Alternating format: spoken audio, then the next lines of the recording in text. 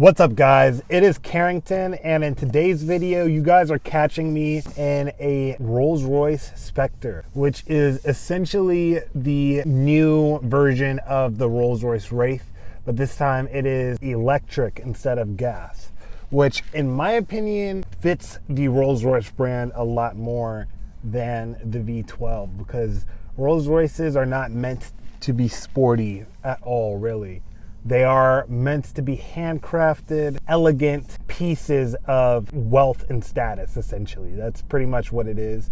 The craftsmanship of the leather and of the interior options and trims that you can customize is going to be the selling point of a Rolls-Royce, not necessarily how capable it is to drive and things like that, which obviously for somebody like me, that's not going to be preferential, but I do want to show this vehicle for somebody who might be interested in it, as we are selling this obviously at Washington Exotics. Now, this vehicle is, as you can tell already, just smooth and glidey. That's the vibe of this vehicle. Quiet, very, very quiet. You don't hear very much of anything. You don't hear the wind noise.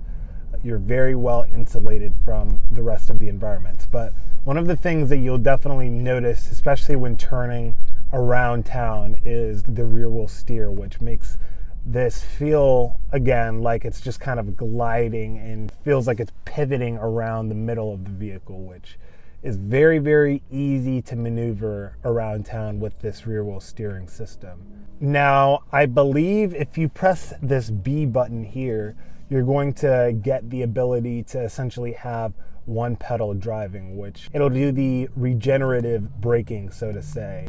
We're going to test that out right now. So as you guys can tell, it just turned to a red light.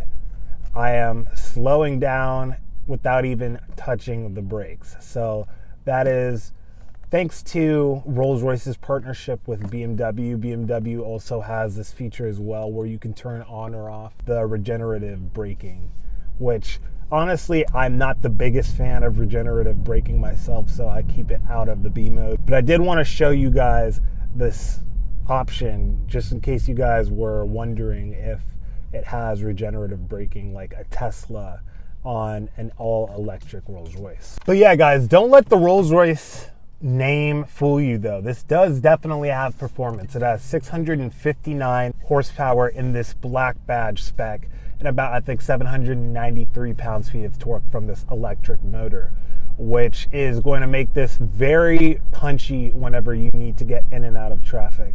Obviously, hustling this thing down the road is not the vibe or purpose of this car. It's to be wafted around, kind of. But if you wanted to drop the hammer, you can do so, and you will get instant torque from this electric motor. And I really do think that that suits the characteristic of a Rolls-Royce. I know they have been, obviously in the past, known for their silky smooth V12s, whether that's naturally aspirated in the past or twin turbos. However, with electrification, I don't really see the need to have a Rolls-Royce with a V12, especially in this coupe form. Obviously, that would be nice to have as an option, but I don't think that you're missing very much from the Rolls-Royce experience by deleting the V12 and getting an electric motor. Now, one of the things I will say though is that the range is not the best out of all electric vehicles. Again, long range is not going to be necessarily the key for this thing, obviously. It has about like mid 200s to sometimes 300 mile ranges.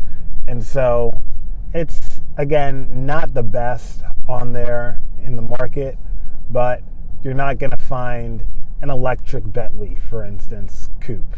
You're not going to find an electric Aston Martin coupe.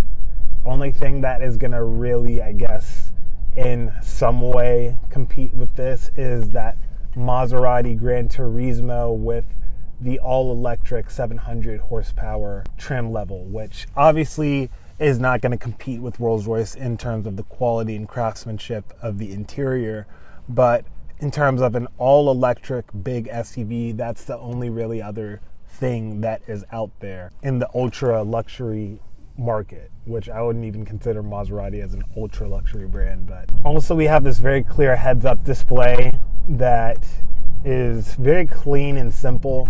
It's not meant to be technologically, astounding, but it's clear. It gives you the speed that you're at and the speed limit of the road that you're in. And so very, very clear. Again, this is the black badge. So you have the black Spirit of Ecstasy at the front of the bonnet. You have black trim instead of chrome trim all over. And then we have this beautiful Starlight headliner, which I'm not sure if you guys can option a sunroof, but correct me if I'm wrong. Again, the whole vibe of this is a very easy going vehicle. So I'm not even trying to hustle this down or experience what it's like on a sporty drive. But take a look at the carbon on this black badge package, which is absolutely unique to Rolls-Royce. Them and Bentley have some of the best carbon weaves that are out there, which is unique compared to all the other carbon fiber that is on the market. Obviously, we have a very clear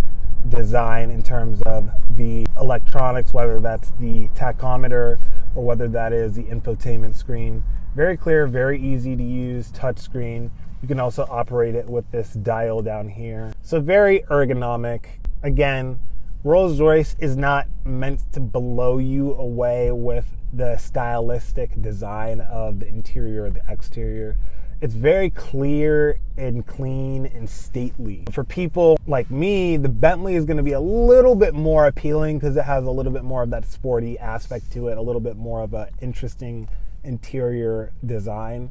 However, for a lot of people, this vehicle is exactly what they want. They don't want the flashiest car that's out there. They've made their money. They have gotten to a certain point of life. This is a statement piece that speaks in a much different way than something like a Lamborghini or a Ferrari does. And even more so than even a Bentley. We also have almost like the shooting star pattern on the door trim themselves, which is very, very interesting. But yeah, just take a look at the interior and you guys can tell why this vehicle costs, in this case, $516,000.